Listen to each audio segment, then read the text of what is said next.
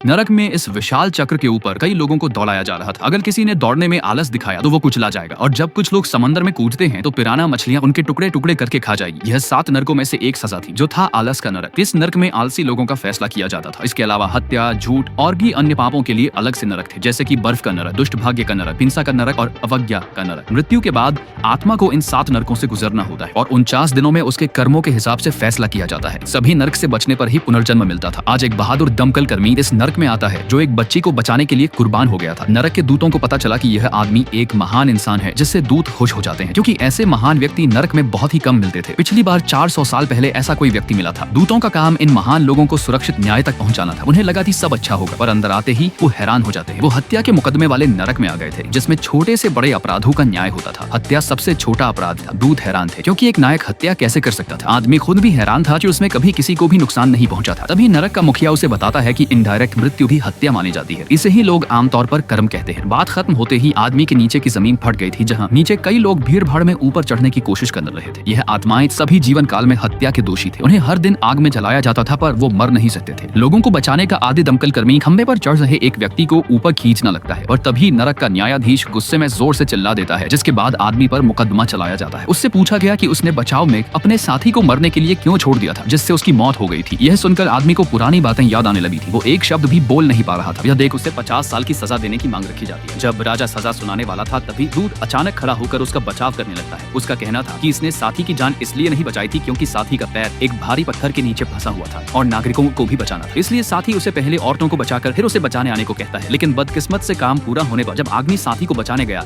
तभी अचानक पूरी इमारत ढह गई थी और साथी मलबे में दबकर मारा जा चुका था। भले ही साथी शहीद हो गया, पर इस बीच उसने 8 लोगों की जान बचा ली थी, वो भी तब जब साथी उसका सीनियर था। इसलिए आदमी को उसका ऑनर्डर मानना पड़ा था। अंत में नर्क का राजा तोल मोलकर फैसला सुनाते हैं। आदमी पर लगे हत्या के आरोपों से उसे बरी कर दिया गया था। फिर वो नदी पार करके अगले नरक में बढ़ते हैं, जो था आलसियों के आलस का नरक, जिसका न्यायाधीश आदमी के लाभ हानि को तोलकर मुकदमा चलाया जाता है। जब न्यायाधीश आदमी के कर्मों को देखते हैं तो वो चौंक जाती है। वो खड़ी होकर अचानक उससे पूछती है कि तुम हर दिन इतने सारे काम कैसे करते हो। आदमी सीधा ही बोल पड़ा था कि वो पैसों के लिए ये सारे काम करता था। उसे नहीं पता था कि नर्क में पैसा बेकार है, और राजा को इससे सबसे ज्यादा नफरत थी। राजा को लगा कि इस व्यक्ति पर दया दिखाना व्यर्थ होगा। फिर अनुमति मिलते ही उसके बेड़े का बंधन खोल दिया जाता है, जहाँ झरने के नीचे एक विशाल चक्र था, जिस पर जीवन में आलस करने वाले लोगों को दौड़ाया जा रहा था। थोड़ी सी भी सुस्ती उनको कुचल सकती थी, और पानी में भागने पर भी मछलियां उन्हें खा जाती थी। यह देखकर कि आदमी सीधा झरने की ओर जा रहा था, तभी दूध कूदकर बांस का बेड़ा पकड़ लेता है और राजा से दोबारा जांच करने की विनती करता है। राजा को पता चला कि आदमी अपने परिवार को पालने के लिए दिन रात अलग अलग काम किया करता था। वो इतनी मेहनत से पैसे कमाता था ताकि अपनी बीमार माँ और पढ़ाई करने वाले भाई के लिए अपनी जिम्मेदारी निभा सके। उसके लिए पैसों के बिना कुछ भी संभव नहीं था। वो पैसों का लालची नहीं, बल्कि उनका गुलाम बन चुका था। परिवार के लिए पैसे कमाना कोई गलत तो नहीं है। यह सुनकर नरक का राज आदमी को निर्दोष घोषित कर देता है, जिसके बाद दूत उसे झूठ बोलने वाले नरक के रास्ते पर लेकर चल पड़ते हैं।